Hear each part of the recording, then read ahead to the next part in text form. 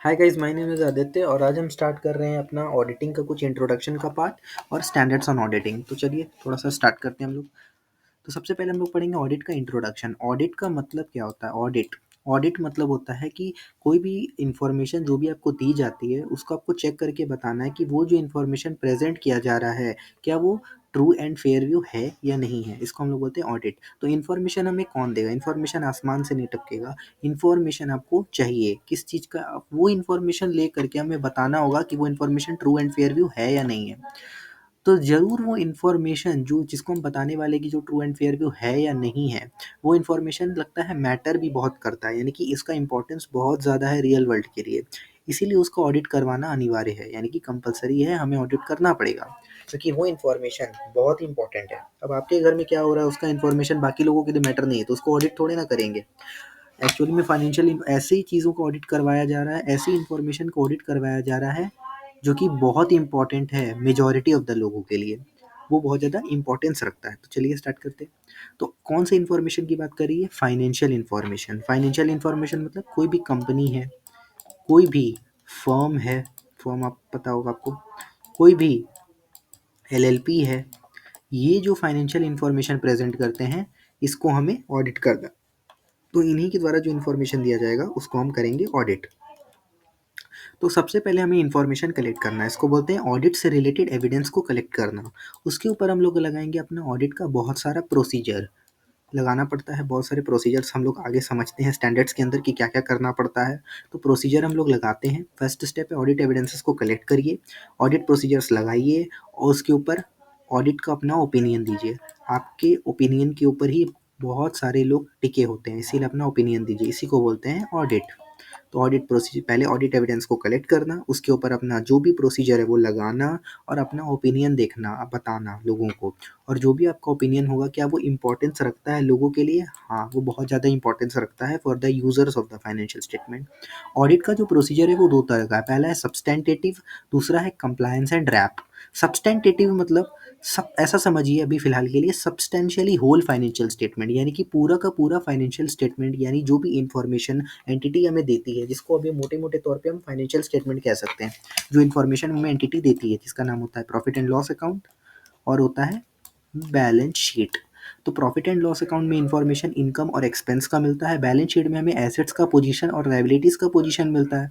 तो ये सारा का सारा जो इंफॉर्मेशन मिलता है पूरा का पूरा, यानी कि सब्सटेंशियली होल पूरा फाइनेंशियल इंफॉर्मेशन जो हमें मिलता है उसकी हमें करनी है ऑडिट। इसको बोलते हैं सब्सटेंटेटिव। सब्सटेंटेटिव कहाँ से आया अभी आप समझिए, याद रखने के लिए, मेमोराइजेशन के लिए भी ऐसा ही है कि सब्सटेंशियली, सब्सटेंशियली मतलब पूरा का पूरा फाइनेंशियल स्टेटमेंट हमें प्रोवाइड करो, उसका हम करेंगे ऑडिट, उसके ऊपर इन्फॉर्मेशन के ऊपर हम अपना ओपिनियन देंगे। तो प्रॉफिट एंड लॉस अकाउंट जो है, इनकम और एक्सपेंस के जो आइटम्स हैं उनको जब हम ऑडिट करेंगे उसको बोलते हैं वाउचिंग। और बैलेंस शीट में एसेट्स एंड लायबिलिटीज़ के पोजीशन की क्या स्थिति है उसको जब हम लोग ऑडिट करते हैं तो उसको बोलते हैं हम लोग वेरिफिकेशन। तो इस तरह से दो हो गया। तो सब्सटेंटेटिव में क्या आ गया? Vouching, verification. तो वाउचिंग किसको कवर कर रहा है? वाउचिंग कवर कर रहा है प्रॉफिट एंड लॉस अकाउंट। और वेरिफिकेशन, वेरिफिकेशन कवर कर रहा है आपके बैलेंस शीट को।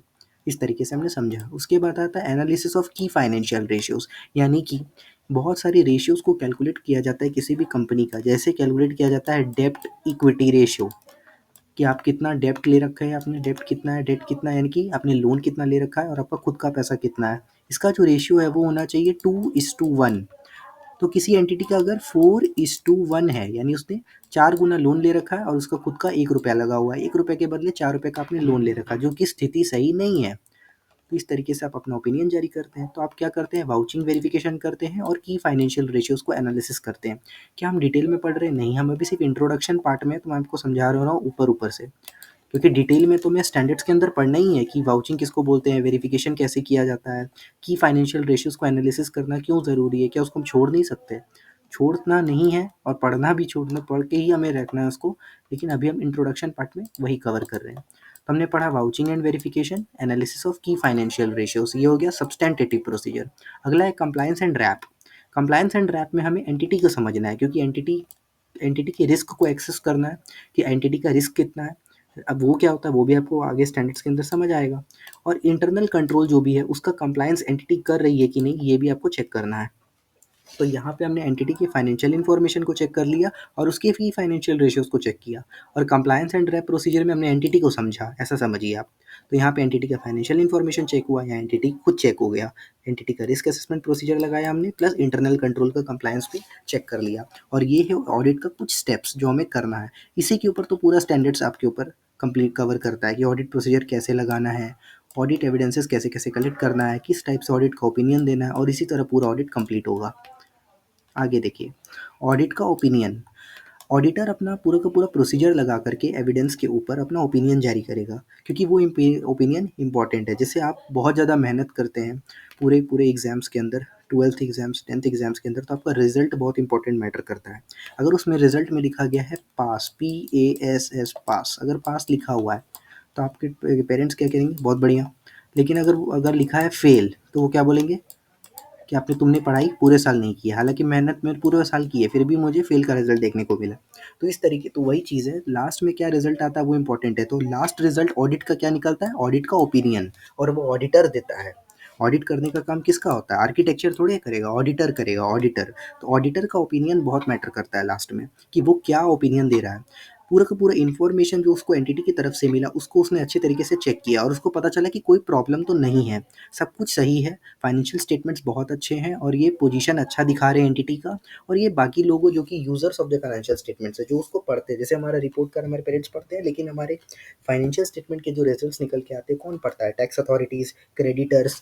तो उनके लिए हमारा ऑडिट ओपिनियन देना आवश्यक हो जाता है। तो ऑडिट ओपिनियन के लिए हम लोग देंगे क्लियर रिपोर्ट, अगर कोई प्रॉब्लम नहीं है तो।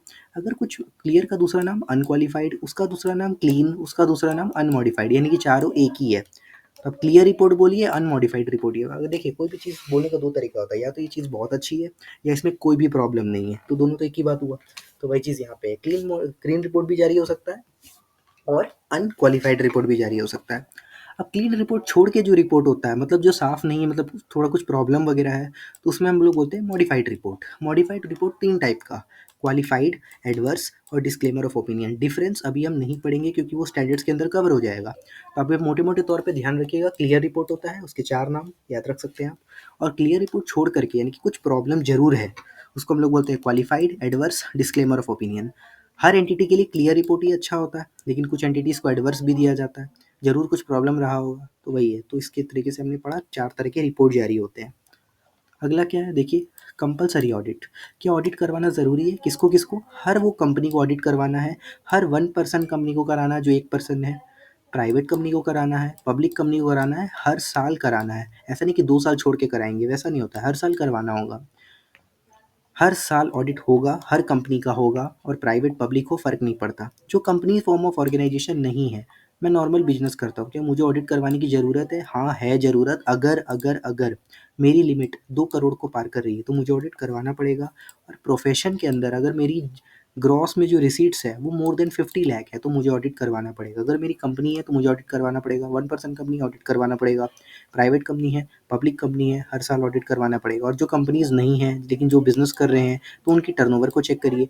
जो प्रोफेशन में है, लगे हुए हैं, सीए, सीएस, सीएमए हो सकते हैं, बहुत सारे प्रोफेशंस हैं, तो उस केस में आपको ग्रॉस रिसीट्स चेक करना है, क्या वो मोर देन 50 लाख है? अगर हाँ है तो ऑडिट करवाइए, फिर तो ऑडिट करवाना हो जाता है। लेकिन ऑडिट कंपलसरी किन के लिए? पहली line, every company, OPC, private, public, खत्म, हर साल करवाना पड़ेगा। अगला है ऑडिट का डेफिनेशन। ऑडिट का मतलब होता है independent examination of financial information of an entity. जो एंटिटी है जिसका ऑडिट आप करने जा रहे हैं, उसके फाइनेंशियल इंफॉर्मेशन को उन्होंने अपना प्रेजेंट करके आपके हाथों में दे दिया। अब उसको आप एग्जामिन करिए, इंडिपेंडेंट होकर एग्जामिन करिए, उनके हिसाब से मत करिए, अपने हिसाब से करिए, बिना किसी बायसनेस के ऊपर, बिना किसी प्रेशर को लिए हुए, इंडिपेंडेंट होकर के अभी आप फाइनेंशियल इन्फॉर्मेशन को, जो भी एंटिटी ने आपको दिया, उसको ऑडिट करिए। अब वो एंटिटी कैसी होनी चाहिए? क्या वो प्रॉफिट कमाए ना कमाए, क्या हमें मैटर करता है? नहीं। प्रॉफिट वो कमा रही है नहीं कमा रही, फ़र्क नहीं पड़ता। प्रॉफिट ओरिएंटेड है नहीं है, फ़र्क नहीं पड़ता। उसका साइज़ क्या है, छोटी है बड़ी है, फ़र्क नहीं पड़ता। लीगल फॉर्म मतलब कंपनी है, फर्म है, एलएलपी है, फ़र्क नहीं पड़ता। हम तो अपना काम करने आए हैं, करके जाएंगे। फाइनेंशियल इन्फॉर्मेशन दिया आपने, हम उसको ऑडिट करेंगे इंडिपेंडेंट होके। आप प्रॉफिट कमाते हैं नहीं कमाते, साइज़ क्या है, लीगल फॉर्म क्या है, फ़र्क नहीं पड़ता। और ये जो एग्जामिनेशन हम करते हैं, क्यों करते हैं? ताकि हम फाइनल अपना रिजल्ट जारी कर सकें, यानी कि हम अपना ओपिनियन जारी कर सकें। हमें अपना ओपिनियन जारी करना है इसके ऊपर, इसीलिए हमें रिजल्ट लाना है और यूज़र्स को दिखाना है जो भी उसको पढ़ने वाले हैं, और हमारा ओपिनियन कैसा होने वाला है, यही 4 ओपिनियन होगा, या तो क्लियर दोगे, या क्वालिफाइड, या एडवर्स, या डिस्क्लेमर ऑफ ओपिनियन। अब वो डिपेंड करता है आपकी फाइनेंशियल इन्फॉर्मेशन कैसा है। तो ऑडिट में भी defined as independent examination of the financial information of an entity, whether profit oriented or not, irrespective of the size and legal form, and such an examination is conducted with the view to express an opinion thereon. अगला है objective. Primary objective, business में पहले objective होता है profit वगैरह कमाना, survive करना, growth करना, लेकिन प्राइमरी ऑब्जेक्टिव एक ऑडिटर का क्या होता है? पहला ऑब्जेक्टिव क्या? फ्रॉड एरर डिटेक्ट करना। क्या ये हमारा पहला ऑब्जेक्टिव होता है? Answer is no. Fraud error बाद में डिटेक्ट होगा, पहले आपको ये चेक करना है, कमेंट करना है और अपना ओपिनियन देना है कि फाइनेंशियल स्टेटमेंट्स जो भी एंटिटी ने मुझे दिए वो ट्रू एंड फेयर व्यू है या नहीं है। ये प्राइमरी ऑब्जेक्टिव होता है। ट्रू एंड फेयर व्यू किसको बोलते हैं वो आगे पढ़ेंगे, लेकिन आपको पहले यही है प्राइमरी ऑब्जेक्टिव कि हमें ये बताना होगा कि financial statements true and fair view है या नहीं है। उसके बाद हम लोग चेक करेंगे फ्रॉड है, एरर है, वो तो बात की बात है, लेकिन financial statements true and fair view है या नहीं है, यानी कि आपने फाइनेंशियल स्टेटमेंट्स को सही से बनाया है या नहीं बनाया, वो इंपॉर्टेंट मैटर करता है। तो इस तरीके से अभी हमने क्या पढ़ा, इंट्रोडक्शन पार्ट कवर हो गया, ओपिनियन कवर हो गया, कंपलसरी ऑडिट, ऑडिट किसको करवाना है, डेफिनेशन और ऑब्जेक्टिव। आगे अब financial information true and fair view है या नहीं है, ये प्राइमरी ऑब्जेक्टिव है, तो हमें कैसे पता चलेगा? तो उसके लिए 3 पॉइंट्स कवर किए गए हैं। इन 3 पॉइंट्स को अगर आप पढ़ेंगे तो आपको समझ में आएगा कि सामने वाली एंटिटी जिसने अपने फाइनेंशियल इन्फॉर्मेशन को प्रेजेंट किया, क्या वो ट्रू एंड फेयर व्यू है या नहीं है। तो पहला, अकाउंटिंग पॉलिसीज जो भी सिलेक्ट किया गया और जो अप्लाई किया गया मैनेजमेंट के द्वारा, मैनेजमेंट मतलब कंपनी का मैनेजमेंट, उसने जो भी अकाउंटिंग पॉलिसी सिलेक्ट किए वो क्या होने चाहिए? प्रॉपर होने चाहिए। यानी कि जो भी अकाउंटिंग पॉलिसीज मैनेजमेंट ने सिलेक्ट किया कंपनी की, वो प्रॉपर होना चाहिए। जो भी अकाउंटिंग पॉलिसीज को सिलेक्ट करा जाता है, और जितने भी एएस उस कंपनी के ऊपर एप्लीकेबल है, उस एंटिटी के ऊपर एप्लीकेबल है, वो फॉलो होने चाहिए। एएस मतलब अकाउंटिंग स्टैंडर्ड्स। मान लो किसी कंपनी के ऊपर या एंटिटी के ऊपर 16 अकाउंटिंग स्टैंडर्ड्स एप्लीकेबल हो रहे हैं, क्योंकि आपने पढ़ा होगा कि अलग अलग लेवल ऑफ ऑर्गेनाइजेशन के हिसाब से अलग अलग लेवल 1, लेवल 2, लेवल 3, लेवल 4, इस हिसाब से अकाउंटिंग स्टैंडर्ड्स बटे हुए हैं। तो अगर किसी अकाउंट का एंटिटी के ऊपर 16 अकाउंटिंग स्टैंडर्ड्स हैं, तो आपको चेक करना पड़ेगा कि आप पूरे के पूरे 16 अकाउंटिंग स्टैंडर्ड्स, 16 के 16 अकाउंटिंग स्टैंडर्ड्स फॉलो हो रहे हैं, नहीं हो रहे। अगर हो रहे तब तो भाई साहब ट्रू एंड फेयर व्यू, लेकिन उसका भी सिर्फ सेकंड पॉइंट कवर हुआ। अगर तीनों पॉइंट कवर होंगे तब ट्रू एंड फेयर व्यू बोलेंगे। Third point, adequate amount disclosure must be given in notes to accounts. अगर कोई भी एंटिटी कुछ ट्रांजेक्शन कर रही है, कुछ ऐसा ट्रांजेक्शन है जिसको सरकार बोलती है डिस्क्लोजर दे भाई इसका, तो इसका डिस्क्लोजर आपको देना पड़ेगा नोट्स टू अकाउंट्स के अंदर। Notes to accounts financial information का पार्ट बनता है, तो उसमें डिस्क्लोजर देना पड़ सकता है, तो वो आपको चेक करना पड़ेगा कि एंटिटी ने डिस्क्लोजर दिया है या नहीं दिया। तो 3 चीज़ें, पहला तीनों पॉइंट अकाउंटिंग से रिलेटेड ही है कि अकाउंटिंग पॉलिसीज मैनेजमेंट ने जो सिलेक्ट किया प्रॉपर होना चाहिए, जितना भी अकाउंटिंग स्टैंडर्ड्स उस एंटिटी के ऊपर एप्लीकेबल है वो फॉलो हुआ है कि नहीं हुआ है, और एडिक्वेट अमाउंट में हमने डिस्क्लोजर दिया है कि नहीं दिया नोट्स टू अकाउंट्स के अंदर। अगर ये तीनों चीज़ें सब कुछ सही है, यानी अकाउंटिंग बहुत अच्छे तरीके से हुआ है, ट्रू एंड फेयर व्यू तो है। आगे, ऑडिट एक प्रोसेस है डायग्रामेटिकली रिप्रेजेंटेड बिलो, ये हमने ऑलरेडी पढ़ लिया। Audit opinion, audit evidences, audit procedures, ये ऑलरेडी कवर्ड है। ऑडिट एक प्रोसेस है, मतलब एक बार में नहीं हो जाएगा, ये धीरे धीरे होगा, प्रोसेस है। आगे देखिए, सब्सटेंटेटिव हमने पढ़ लिया, vouching verification, compliance and wrap भी हमने पढ़ लिया, analysis of key financial ratios और इवैल्यूएशन ऑफ इंटरनल कंट्रोल।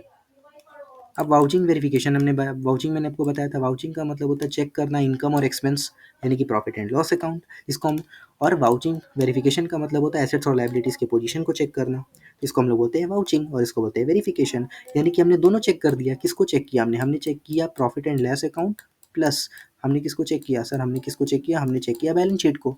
यानी हमने दोनों चेक कर लिया, यानी कि सब्सटेंशियली होल पूरा का पूरा चेक कर लिया, यानी कि substantive procedure.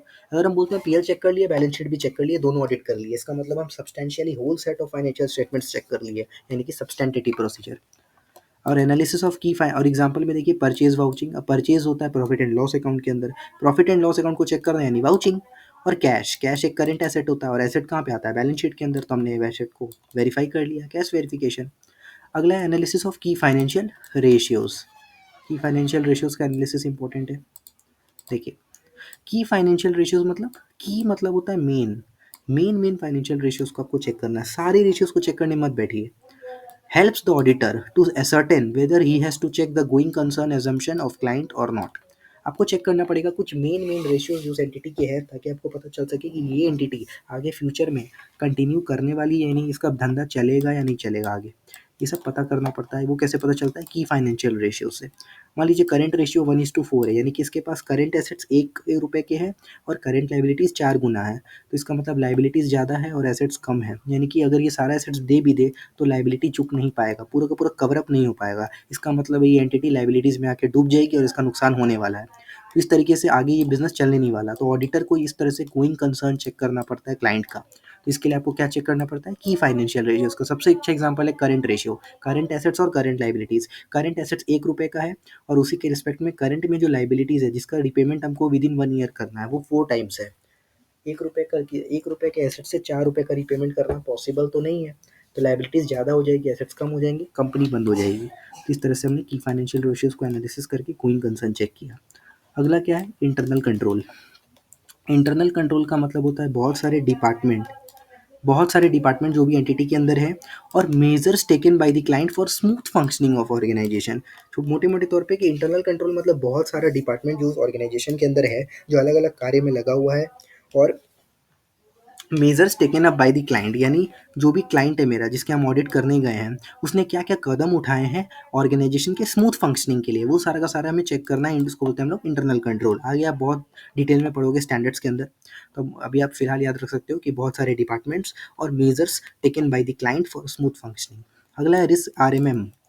Eight first auditor apply compliance and wrap. पहले ऑडिटर कंप्लायंस और रैप लगाएगा। अभी हमने पढ़ा था ना, ये रहा कंप्लायंस एंड रैप। इसके अंदर बोला गया है कि in which auditor finds internal control to be strong. अगर मैं चेक मुझे पता चला कि मेरे जिस भी ऑर्गेनाइजेशन का मैं ऑडिट कर रहा हूँ उसके बहुत सारे डिपार्टमेंट्स हैं और सारे डिपार्टमेंट्स होने के कारण स्मूथ फंक्शनिंग ऑर्गेनाइजेशन का इंटरनल कंट्रोल काफ़ी क्या है? स्ट्रॉन्ग है। अगर इंटरनल कंट्रोल स्ट्रॉन्ग है, इसका मतलब material risk of material miss statement, यानी कि बहुत ज़्यादा मिस स्टेटमेंट मतलब गलती, मटेरियल मतलब बहुत भयानक टाइप का गलती जो है, बहुत ही खतरनाक टाइप का जो गलती है, मटेरियल मिस स्टेटमेंट, उसका जो रिस्क है वो क्या हो जाएगा? अगर इंटरनल कंट्रोल अच्छा है, यानी कि बहुत सारे डिपार्टमेंट उस ऑर्गेनाइजेशन के अंदर हैं, सब अपना काम अच्छे तरीके से कर रहे हैं, तो risk of material miss statement, risk के चांसेस क्या हो जाएंगे? ज़्यादा थोड़े होंगे, रिस्क के चांसेस कम हो जाएंगे। लेकिन अगर उस डिपार्टमेंट का इंटरनल कंट्रोल क्या है? वीक है, उतना सारा डिपार्टमेंट नहीं है, और जो मेजर्स लिए गए हैं यानी कदम उठाए गए उस क्लाइंट के द्वारा स्मूथ फंक्शनिंग के लिए वो भी अच्छे नहीं है, तो रिस्क के चांसेस क्या हो जाएंगे? बढ़ जाएंगे। तो वही बोल रहा है, उल्टा चल रहा है, यानी कि इंटरनल कंट्रोल अगर अच्छा है तो रिस्क के चांसेस, इंटरनल कंट्रोल काफ़ी अच्छा है, रिस्क के चांसेस कम हो जाएंगे। अगर इंटरनल कंट्रोल बेकार है यानी कि वीक है तो रिस्क के चांसेस बढ़ जाएंगे। तो ऑडिटर को उस हिसाब से ज़्यादा ज़्यादा सब्सटेंटेटिव प्रोसीजर लगाना पड़ेगा। अगर मुझे पता चलता है कि इंटरनल कंट्रोल स्ट्रॉन्ग है तो क्या बोलेंगे, और अगर इंटरनल कंट्रोल स्ट्रॉन्ग है यानी कि रिस्क के चांसेस क्या है? कम है, तो क्या मुझे और ज़्यादा PL बैलेंस शीट को अच्छे तरीके से चेक करना पड़ेगा, ज़्यादा ज़्यादा सब्सटेंटेटिव प्रोसीजर लगाना पड़ेगा? नहीं, कम लगाऊंगा मैं। लेकिन अगर इंटरनल कंट्रोल वीक है यानी कि रिस्क के चांसेस ज़्यादा हैं तो मुझे और ज़्यादा PL बैलेंस शीट को अच्छे से चेक करना होगा। इसको बोलते हैं मोर एंड मोर सब्सटेंटेटिव प्रोसीजर। तो इसको बोलते हैं risk of material miss statement. तो मतलब 3 चीज़ें हैं, internal control, risk of material miss statement और फाइनली ऑडिट का प्रोसीजर, सब्सटेंटेटिव प्रोसीजर आप कितना लगाओगे। तो वो डिपेंड करता है, इंटरनल कंट्रोल अगर स्ट्रॉन्ग है तो risk of material misstatement कम है, यानी कि less audit procedures. Internal control अगर वीक है, risk of material misstatement ज़्यादा है, ऑडिट प्रोसीजर्स भी ज़्यादा है। क्लियर? तो इस तरीके से हमने पढ़ा इसके बारे में, vouching verification, internal control, risk of material misstatement, की financial ratios, vouching verification, audit एक प्रोसेस है और financial statements true and fair view है या नहीं है, इसके लिए आपको 3 पॉइंट याद रखना है, और तीनों पॉइंट किससे रिलेटेड है? अकाउंटिंग से related, accounting policies, accounting standards और डिस्क्लोजर्स, नोट्स टू अकाउंट्स के अंदर। अगला, ऑडिटर अपना ओपिनियन देगा 4 टाइप के रिपोर्ट जारी करके। हमने पढ़ा था clean report, clear report, unqualified, एक ही ये तीनों। जब कोई भी मटेरियल मिस स्टेटमेंट नहीं है, यानी कि कोई भी ऐसा गलती नहीं है, हो सकता है गलती हो, देखिए हो सकता है गलती हो, लेकिन ऑडिटर जब तक चेक किया उसको लगा कि कोई भी मटेरियल मिस स्टेटमेंट फिलहाल तो नहीं दिख रहा है, और no material limitation on the scope of audit, यानी कि मेरे को पूरा ऑडिट करने दिया गया है। जैसे हो सकता है ना कि प्रॉफिट एंड लॉस अकाउंट ऐसे है, प्रॉफिट एंड लॉस अकाउंट के मैंने सारे आइटम्स को ऑडिट कर लिया, पर एक दो आइटम शायद रह गए ऑडिट करना। क्यों रह गए? क्योंकि उसके ऊपर मेरे को ऑडिट का एविडेंस नहीं मिल पाया, तो इसलिए मैं इस एरिया को ऑडिट नहीं कर पाया। अगर मैं इस एरिया को ऑडिट नहीं कर पाया तो उसको हम बोलते हैं लिमिटेशन ऑफ ऑडिट। लिमिटेशन मतलब एक स्कोप ऑफ ऑडिट, ऑडिट का मेरा जो दायरा है वो कम हो गया। क्यों? मैं इस एरिया को ऑडिट ही नहीं कर पा रहा हूँ। तो ऐसा कोई प्रॉब्लम मेरे लेकिन जब मैं ऑडिट करने उस क्लाइंट के यहाँ गया, तो उसने मुझे सारे एविडेंसेस ला के दिए, चाहे इधर के आइटम्स के हों, मैंने माँगे उससे, इधर के जो भी आइटम्स निकल के आते, उनसे रिलेटेड मैंने ऑडिट एविडेंसेस उनसे माँगे, उन्होंने सारे के लिए मुझे ऑडिट एविडेंसेस कलेक्ट करवा दिए। इसका मतलब है, मेरा ऑडिट का जो दायरा है वो काफ़ी अच्छा है, मैंने अच्छा खासा ऑडिट कर दिया है, मतलब बहुत अच्छी कवरेज मैंने कर ली है। मैंने बहुत अच्छे तरीके से उस चीज़ को कवर कर लिया, यानी कि पूरा का पूरा ऑडिट मैंने अच्छे तरीके से किया है। देखिए मेरी क्वालिटी काफ़ी सही थी, लेकिन उनकी तरफ से मुझे सारे ऑडिट एविडेंसेस मिले हैं कि नहीं मिले हैं। अगर उनकी तरफ से मुझे सारे ऑडिट एविडेंसेस मिले हैं हर एक आइटम से रिलेटेड, तो मेरा जो स्कोप है, इसको हम लोग बोलते हैं स्कोप ऑफ ऑडिट, स्कोप मतलब दायरा होता है। तो मेरा ऑडिट का दायरा अच्छा था, मैंने पूरा अच्छे तरीके से ऑडिट किया। लेकिन अगर मुझे उन्होंने ऑडिट एविडेंसेस लाकर ही नहीं दिए कुछ आइटम्स से, तो उस एरिया को मैं ऑडिट कर ही नहीं पाया। तो उस केस में मेरे को लिमिट आ हो गया, मटेरियल लिमिटेशन आ गया उस केस में। तो इस केस में हम क्लीन रिपोर्ट क्यों जारी कर रहे हैं? क्योंकि उन्होंने मुझे हर एक तरीके का ऑडिट एविडेंस जो मैंने उनसे माँगा, उन्होंने मुझे ला कर के दिया। इसका मतलब कोई भी मटेरियल मिस स्टेटमेंट नहीं था पूरे के पूरे फाइनेंशियल इन्फॉर्मेशन में, और ना ही कोई मटेरियल लिमिटेशन था on the scope of audit. मैंने अच्छे तरीके से ऑडिट किया है, हर एक एरिया को अच्छे तरीके से मैंने ऑडिट किया, ऑडिट एविडेंसेस भी मुझे मिल गए, इसलिए मैंने जारी किया क्लियर रिपोर्ट। आगे क्वालिफाइड रिपोर्ट मतलब मटेरियल मिस स्टेटमेंट है या मटेरियल लिमिटेशन है या दोनों है। या तो मुझे कुछ गलती मिल गई, बहुत मटेरियल मिस स्टेटमेंट है, मटेरियल मिस स्टेटमेंट, बहुत ज़्यादा मुझे गलती मिल गई मटेरियल नेचर की, यानी कि इंपॉर्टेंट है बहुत गलती, तो उसको सुधारने के लिए मैं बोलूँगा। या फिर उन्होंने मुझे ऑडिट एविडेंसेस ला करके नहीं दिए, सर्टेन एरियाज में ऑडिट नहीं कर पाया, जिसके कारण एक लिमिटेशन आ गया। इसके कारण मैं क्या ऐसा रिपोर्ट जारी करूँगा, क्वालिफाइड रिपोर्ट। एडवर्स रिपोर्ट कब जारी होगा? जब मटेरियल मिस स्टेटमेंट परवेसिव है, परवेसिव मतलब ह्यूज है। क्या ये दोनों में डिफरेंस है? बिल्कुल है। मटेरियल मिस स्टेटमेंट यहाँ पे जो है वो किसी एक आइटम से या 2-4 आइटम से रिलेटेड नहीं, एक ही आइटम से रिलेटेड है मटेरियल मिस स्टेटमेंट। पर यहाँ पे परवेसिव है, परवेसिव मतलब ऐसा मिस स्टेटमेंट है जो कि पूरे के पूरे फाइनेंशियल इन्फॉर्मेशन को कहीं ना कहीं गलत ठहरा देता है। इसको बोलते हैं ह्यूज मटेरियल मिस स्टेटमेंट। उस केस में हम क्या देंगे? Adverse report. Material miss statement जब परवेसिव है, कौन सा कीवर्ड है एडवर्स रिपोर्ट के लिए? परवेसिव। लेकिन अगर सिर्फ मटेरियल मिस स्टेटमेंट है, परवेसिव नहीं है, मतलब कोई एक आइटम है जो भी बहुत गलती है, जिसमें मटेरियल मिस स्टेटमेंट है लेकिन वो इंटायर फाइनेंशियल स्टेटमेंट्स को गलती नहीं कर रहा है, तो उस केस में हम क्या देंगे? Qualified report. तो वो इंपॉर्टेंट हो जाता है। जैसे मटेरियल बेस्ड स्टेटमेंट परवेसिव हो सकता है, जैसे मैंने सेल्स, किसी एंटिटी के ट्रांजेक्शन्स लैक्स में चल रहे थे, पर उसने जो अपना सेल्स दिखाया वो मिलियन में दिखा दिया या बहुत करोड़ों में दिखा दिया, 300 करोड़ दिखा दिया, तो इसका मतलब मटेरियल मिस स्टेटमेंट परवेसिव है, पूरे के पूरे फाइनेंशियल इन्फॉर्मेशन को इफेक्ट कर रहा है कहीं ना कहीं, ह्यूज मटेरियल मिस स्टेटमेंट। तो उसके इसमें हम क्वालिफाइड नहीं देंगे, एडवर्स रिपोर्ट जारी करेंगे। अगला है डिस्क्लेमर ऑफ ओपिनियन। ये कब होता है? जब मटेरियल लिमिटेशन इज परवेसिव। उन्होंने मुझे मटेरियल, देखिए मैं आपको बताया था ना, लिमिटेशन मतलब, लिमिटेशन का मतलब मुझे ऑडिट करने ही नहीं मिला। क्यों? मैंने ऑडिट नहीं किया। क्या मुझे मन नहीं था? बिल्कुल मुझे मन था ऑडिट करने का, पर मुझे ऑडिट से रिलेटेड जो एविडेंसेस चाहिए होते हैं, उन्होंने मुझे ऑडिट एविडेंसेस बहुत ज़्यादा एरिया के ला करके दिए ही नहीं, जिसके कारण मैं बहुत सारे एरिया ऑडिट ही नहीं कर पाया। तो मेरे ऊपर एक लिमिट आ गया। तो मेरा जो स्कोप होता है, स्कोप मतलब क्या होता है? दायरा। क्या ये दायरा कम हो गया? बिल्कुल ये दायरा कम हो गया, स्कोप ऑफ लिमिटेशन आ गया। कहीं न कहीं मेरा दायरा कम होने के कारण मैं पूरा ऑडिट नहीं कर पाया, और पूरा ऑडिट ना कर पाने के कारण मैं अच्छे खासे एरिया को छोड़ दिया, मैं ऑडिट ही नहीं कर पाया। उस फाइनेंशियल इन्फॉर्मेशन के ऊपर मेरा ध्यान ही नहीं गया अच्छे तरीके से। तो उस केस में मैं क्या दूँगा? Clear report? नहीं। क्यों? क्योंकि बहुत ज़्यादा एरिया ऑडिट नहीं हो पाया है। इसका मतलब material limitation is pervasive. Limitation मतलब लिमिट आ गया, स्कोप का दायरा कम हो गया मेरे ऑडिट का, और बहुत बड़ा दायरा कम हो गया, यानी कि मटीरियल लिमिटेशन है, बहुत ज़्यादा लिमिटेशन है, और परवेसिव भी है, मतलब बहुत ज़्यादा फाइनेंशियल स्टेटमेंट्स में ऑडिट कर ही नहीं पाया। मुझे मतलब sufficient appropriate audit evidences collect ही नहीं हुआ फ्रॉम द मैनेजमेंट। तो उस केस में हम क्या देंगे? Disclaimer of opinion. क्या ये बहुत इंपॉर्टेंट है? बहुत ज़्यादा इंपॉर्टेंट है। ये ऑडिट रिपोर्ट में डिफरेंस समझ में आना चाहिए। क्लियर रिपोर्ट कब जारी होगा, क्वालिफाइड कब होगा, एडवर्स कब होगा, डिस्क्लेमर ऑफ ओपिनियन कब होगा। ओके। अगला है ऑडिटर। ये सारा का सारा काम कर कौन रहा है? ऑडिट प्रोसीजर्स कलेक्ट करना, लगाना, ऑडिट एविडेंसेस को कलेक्ट करना, ऑडिट करना, तो ये सब ऑडिटर का काम होता है। Audit is conducted by a CA in practice. जो क्वालिफाइड चार्टर्ड अकाउंटेंट्स होते हैं, जो कि इन प्रैक्टिस है, वो इस काम को करेंगे, यानी कि ऑडिट को कंडक्ट करेंगे। Who must follow all the standards on auditing, यानी कि जो कि क्या फॉलो करेंगे ऑडिट करते समय? स्टैंडर्ड्स ऑन ऑडिटिंग को। ये कुछ रूल्स हैं, कुछ हैं जो आपको फॉलो करने पड़ते हैं जब आप ऑडिट कंडक्ट करोगे।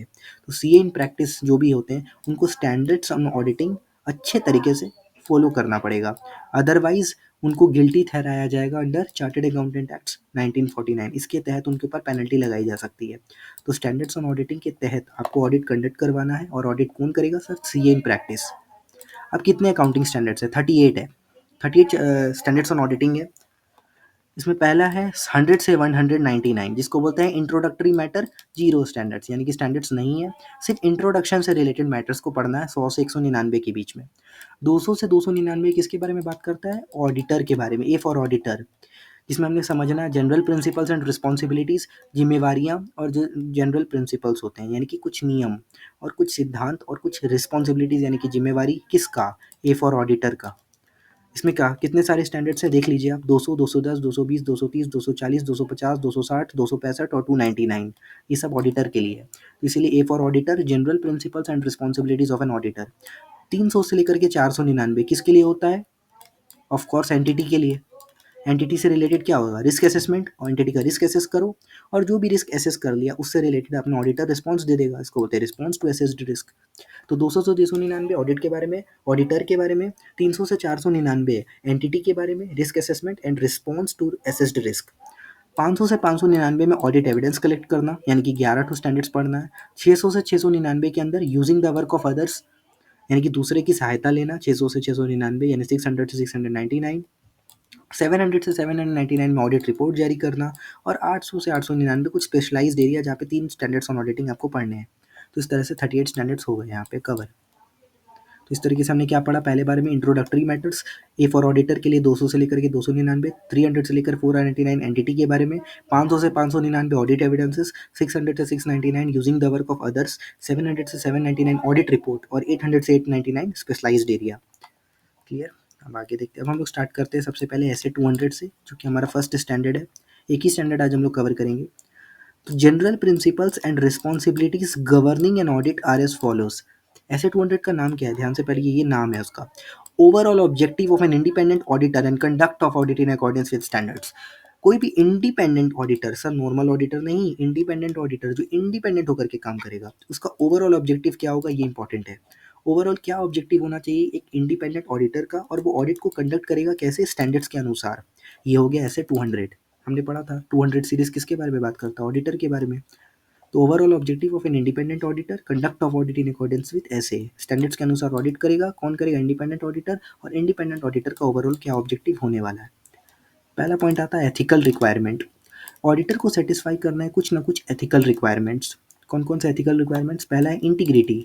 ये ऑडिटर को अपना इंटीग्रिटी मेंटेन करना है, कैसे रह करके? ये कीवर्ड्स हैं, ऑनेस्ट, सिंसियर रहना है और स्ट्रेट फॉरवर्ड रहना है। इधर उधर का काम नहीं, स्ट्रेट फॉरवर्ड रह करके ईमानदारी से अपने काम को कंप्लीट करना है। तो auditor must maintain its integrity by being honest, straight forward and sincere, इसको बोलते हैं इंटीग्रिटी। अगला है ऑब्जेक्टिविटी। ऑडिटर अपना ऑब्जेक्टिविटी मेंटेन करेगा, कैसे? इम्पार्शियल ओपिनियन देके, किसी के दबाव में आके अपना ओपिनियन नहीं देगा। पार्शियलिटी नहीं होनी चाहिए, इम्पार्शियल ओपिनियन देने वाला है बिल्कुल, और अपना ऑब्जेक्टिविटी इस तरीके से मेंटेन करेगा। तो पहला इंटीग्रिटी, दूसरा ऑब्जेक्टिविटी, तीसरा इंडिपेंडेंस, सबसे इंपॉर्टेंट। ऑडिटर को इंडिपेंडेंट रहना अपने अप्रोच में, और ऑडिट को कंडक्ट करना बिना क्लाइंट के डायरेक्शन के। ऐसा नहीं कि क्लाइंट बोलेगा सेल्स ऑडिट करिए, परचेज मत करिए, तो ऐसा नहीं होगा। क्लाइंट के डायरेक्शंस के अनुसार आपको नहीं चलना है, आपको इंडिपेंडेंट होकर के काम करना है। ऐसा कौन बोलता है? ऐसा बोलता है एथिकल रिक्वायरमेंट्स, जो कि कहाँ पे लिखा हुआ है? ऐसे 200 के अंदर। तो ऑडिटर को इंडिपेंडेंट होकर के काम करना, ऑडिट कंडक्ट करना है, क्लाइंट के डायरेक्शन को मत भूलिएगा। क्लाइंट के डायरेक्शन पे आपको उतना मतलब ध्यान रखना होता है, लेकिन विदाउट फॉलो, उसको फॉलो नहीं करना है हमें, हम अपने हिसाब से ऑडिट करेंगे। और as per the guidance note on independence issued by ICAI, it is not possible to define independence. ICAI के गाइडेंस नोट के अनुसार इंडिपेंडेंस वर्ड को डिफाइन नहीं किया जा सकता। लेकिन अगर नॉर्मली इसको पढ़ा जाए तो इसका मतलब होगा कि judgement are not subordinate to anybody wishes. किसी दूसरे की इच्छा के अनुसार आप काम को नहीं करेंगे, आप खुद के अनुसार काम करने वाले हैं। किसी दूसरे की इच्छा और किसी दूसरे के डायरेक्शन के ऊपर आप काम नहीं करेंगे, जो अगर सामने वाला ऐसे बोल रहा है तो वैसे ही करेंगे, ऐसा नहीं है। आपको अपने हिसाब से जो सिचुएशन के आधार पर आपको सही लगेगा वो आप करेंगे। जिसने आपको एंगेज किया, यानी कि जिसने जिसने आपको ऑडिट करने के लिए बुलाया, उसके डायरेक्शंस के अनुसार, उसके विशेस के अनुसार आप ऑडिट नहीं करेंगे। And not even to his own self interest, और ना ही अपना इंटरेस्ट के चक्कर में कि मुझे फ़ायदा हो जाए इसलिए मैं उसके विशेस के अनुसार काम कर दूंगा, वो भी आपको नहीं करना है। ऑडिटर को इंटीग्रिटी मेंटेन करना है, कैसे? ऑनेस्ट, सिंसियर और स्ट्रेट फॉरवर्ड। ऑब्जेक्टिविटी कैसे मेंटेन करना है? इम्पार्शियल ओपिनियन दीजिए बिना किसी दबाव में आके, और इंडिपेंडेंट होकर के काम करिए। जिस भी क्लाइंट ने आपको ऑडिट के लिए बुलाया उसके विशेस, उसके डायरेक्शंस के अनुसार ऑडिट मत करिए। अपने हिसाब से ही ऑडिट करना है, और हाँ ही अपने सेल्फ इंटरेस्ट के हिसाब से ऑडिट करना है। अगला है कॉन्फिडेंशियलिटी, यानी कि सीक्रेट मेंटेन करिए। इन्फॉर्मेशन जो भी आपको मिलेगा ऑडिट के दौरान किसी भी क्लाइंट के, क्या मिलेगा? उसके फाइनेंशियल पोजीशन की जानकारी मिलेगी, उसको आपको डिस्क्लोज नहीं करना है, उसको डिस्क्लोज नहीं करना है एट एनी कॉस्ट। कोई कितना भी पैसा दे दे आपको उसके लिए ऑडिट नहीं, उसका इन्फॉर्मेशन डिक्लेयर नहीं करना है पब्लिक के अंदर, कॉन्फिडेंशियल रखना है। Without prior consent of client, अगर क्लाइंट कंसेंट देगा तो ही आप डिक्लेयर करना है, लेकिन क्लाइंट के कंसेंट के बिना आप क्लाइंट की इन्फॉर्मेशन को डिस्क्लोज नहीं कर सकते। इसको बोलते हैं कॉन्फिडेंशियलिटी मेंटेन करना, यानी कि सीक्रेट रखना इन चीज़ों को। Professional skill and competence, auditor को ऑडिट करना है केयरफुली, बहुत ही ध्यान से, by exercising due skill and care, यानी कि बहुत ध्यान से ऑडिट करना है, बस यही है mean. Professional skill and competence, जितना भी ऑडिटिंग स्टैंडर्ड्स आपको पढ़ाया जाता है उसके अनुसार ही आप ऑडिट को कंडक्ट करवाइए करिए, उसमें होता है। तो उसको बोलते हैं प्रोफेशनल स्किल एंड कॉम्पिटेंस। तो 5 हो गया, integrity first, objectivity second, independence third, confidentiality 4 और प्रोफेशनल स्किल एंड कॉम्पिटेंस 5। इसको बोलते हैं एथिकल रिक्वायरमेंट्स जो ऑडिटर को सेटिस्फाई करना है। क्लियर? आगे